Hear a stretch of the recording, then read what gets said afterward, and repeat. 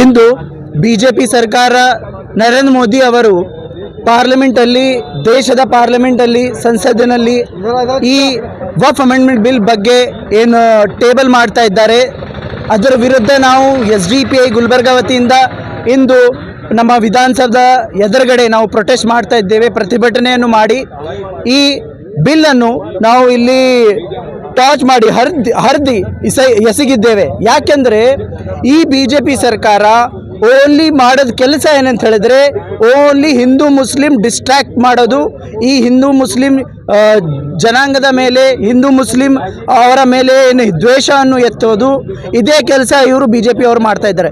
ಏನು ಉದ್ಧಾರ ಅದು ಮಾಡ್ತಾ ಇಲ್ಲ. ಇವರು ಹೇಳ್ತಾ ಇದ್ದಾರೆ ನಾವು ಮುಸ್ಲಿಮರ ಉದ್ಧಾರ ಸಲುವಾಗಿ ಈ ವಫ್ ಬಿಲ್ ತಗೊಂಡು ಬಂದೀವಿ ಅಂತ ಹೇಳ್ತಾ ಇದ್ದಾರೆ.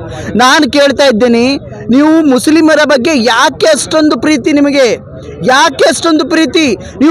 ನೀವು ಬರೀ ಹೇಳೋದೇನಂತ ಹೇಳಿದ್ರೆ ನಾವು ಮುಸ್ಲಿಮರ ವಿರುದ್ಧ ಇದ್ದೀವಿ, ನಾವು ಹಿಂದೂಗಳ ಸಲುವಾಗಿ ನಾವು ಕೆಲಸ ಮಾಡ್ತೀವಿ ಅಂತ ಹೇಳ್ತಾ ಇದ್ದೀರಿ.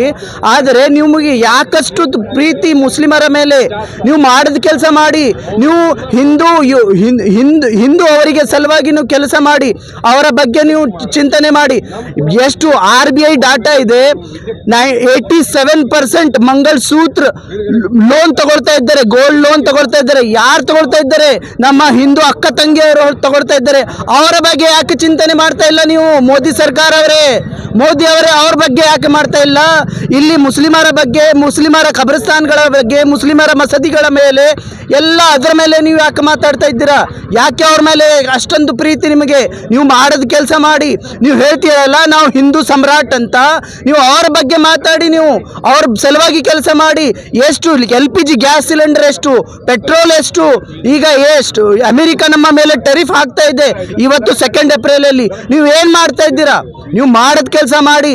ಇದು ಡಿಸ್ಟ್ರಾಕ್ಷನ್ ಮಾಡೋದು ಕೆಲಸ ಇದೆ ವಫ್ ಬಿಲ್ಲು. ನಾವು ನಮ್ಮ ದೇಶದ ಎಲ್ಲ ಜನತೆಗೆ ನಾನು ಹೇಳ್ತಾ ಇದ್ದೀನಿ, ಇದು ಸರ್ಕಾರ, ಈ ಸರ್ಕಾರ ಮಾಡೋದು ಕೆಲಸ ಮಾಡೋದು ಬಿಟ್ಟು ಇಲ್ಲಿ ಬರೇ ಹಿಂದೂ ಮುಸ್ಲಿಂ ಅಂತೂ ಈ ಕೆಲಸವನ್ನು ಮಾಡ್ತಾ ಇದೆ. ಇದಕ್ಕೆ ನಾವು ಖಂಡಿಸುತ್ತೇವೆ. ಈ ವಫ್ ಬಿಲ್ಗೆ ನಾವು ಎಂದಿಗೂ ನಾವು ಒಪ್ಪೋದಿಲ್ಲ. ಇದರ ವಿರುದ್ಧ ನಾವು ನಿಲ್ಲುತ್ತೇವೆ. ದಿಲ್ಲಿ ತನಕ ನಾವು ಇದರ ವಿರುದ್ಧ ಮಾತಾಡ್ತೇವೆ. ಸೈಯದ್ ಅಲಿ ಮಿಲಾಹಿ, SDPI.